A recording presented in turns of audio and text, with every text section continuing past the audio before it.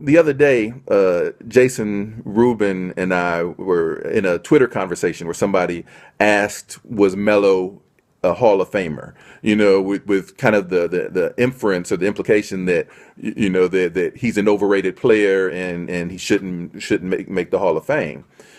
And the reason I say my position was kind of interesting is because I feel like I'm almost on both sides of the argument.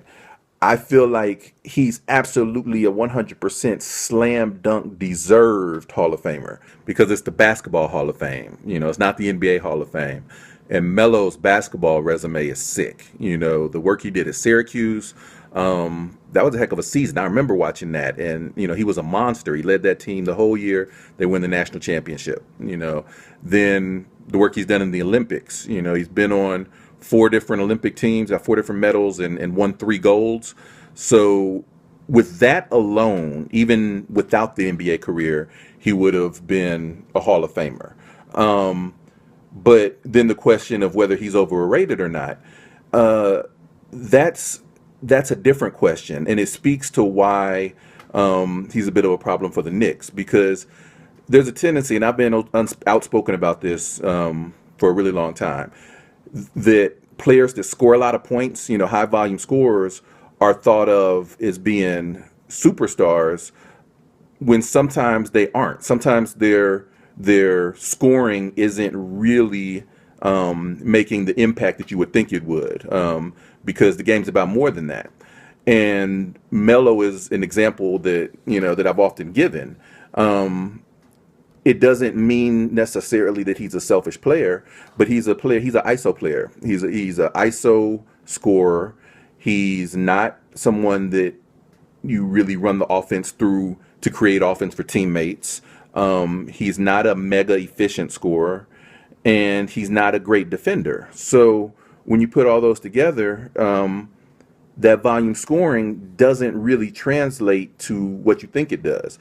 Even though he's got some great scoring accolades, he's led the whole league in scoring, and that's kind of his calling card. But if you go to the nerd stats, like for example, if you go to there's a 15-year plus minus study. You know, for those that want the technical terms, it's a prior, well, a 15-year regularized, adjusted plus minus study of the NBA.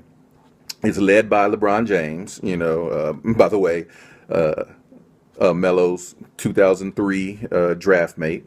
And so, you can look through something like this and try to get a feel for how much does Melo's presence on the court correlate with positive results for his team.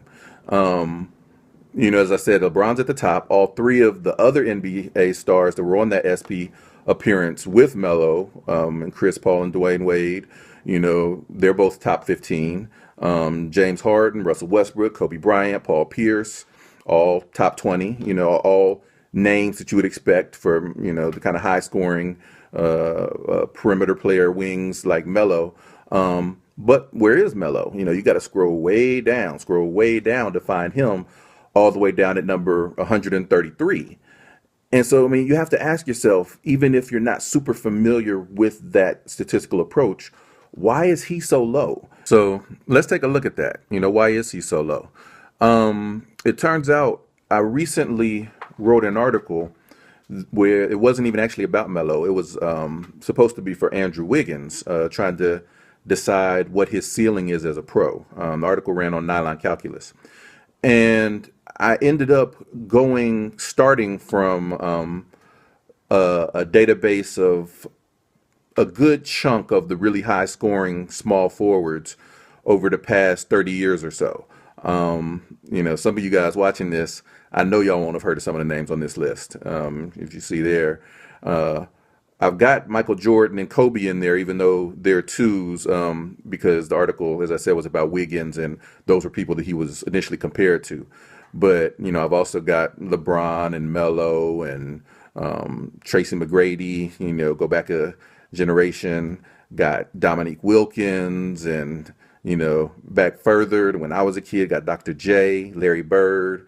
You know, you see that Alex English and Marcus Johnson and Kiki Vandeweghe. You might have to go ask your father or somebody about them, but trust me, they were high scoring forwards back in the day. And so I looked and evaluated all of these players using this impact stat called WOWI R, or regressed WOWI. WOWI standing for with or without you. And it's a stat that my man LG calculated on his website, on his blog, Backpicks. So definitely recommend you check that out. But the really cool thing about it is plus minus stats we only have back to the mid to late 90s. But with WOWI, you can look at who played and who hasn't played all the way back to the first NBA game. So it lets you put players from, in this case, 30 years on one scale. And so if we pull up this chart, we I compared those players using WOWI versus two different box score stats that are kept. One is true shooting percentage, which would determine how efficiently the player is scoring, and the other was assist percentage, which was supposed to be at least a type of measure for how much offense the player is creating for his teammates. It's not a perfect measure, but it's somewhat representative. And so this first plot is WOWI R versus true shooting percentage. And if you look at it, you see that generally speaking, the players that have on this list that have the lower true shooting percentage also tend to generally have the lower impact.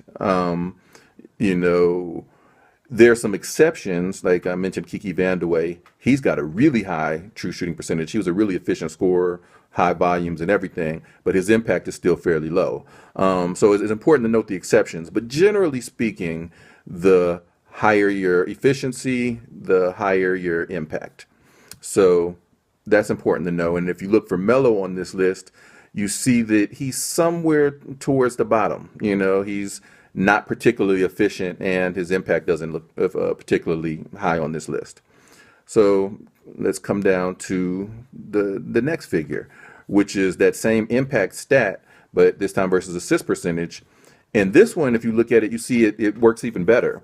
That there are really no exceptions. That the low assist high volume scorers are the lowest impact players on this list. And the higher your assist percentage gets, the higher your impact.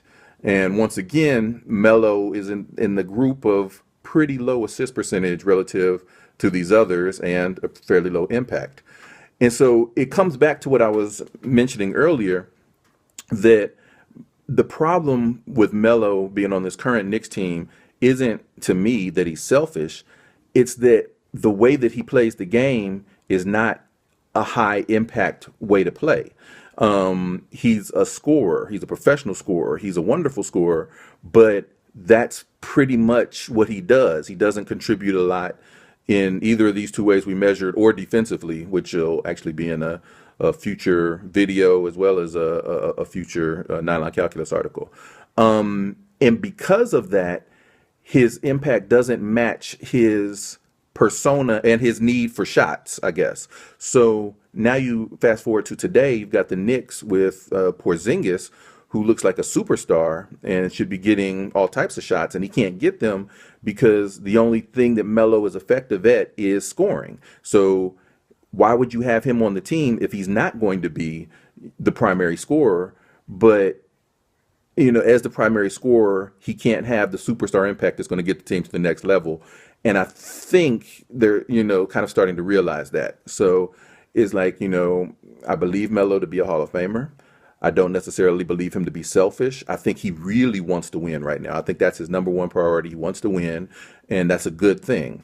But he, and to a lesser extent Derrick Rose, have games that require that they have the ball and that they can't, make a huge difference even if you give them the ball. And for that reason, I do think the Knicks might be best served if they were able to, find them another home, maybe on a team where their scoring could better fit what that team is trying to do. But right now in Gotham, I think it's time to let the unicorn loose. So thank you for watching. Be sure to check out the Nylon Calculus article that goes with this. It's also on the Hoops Lab, hoopslab.rotowire.com. And see you next time.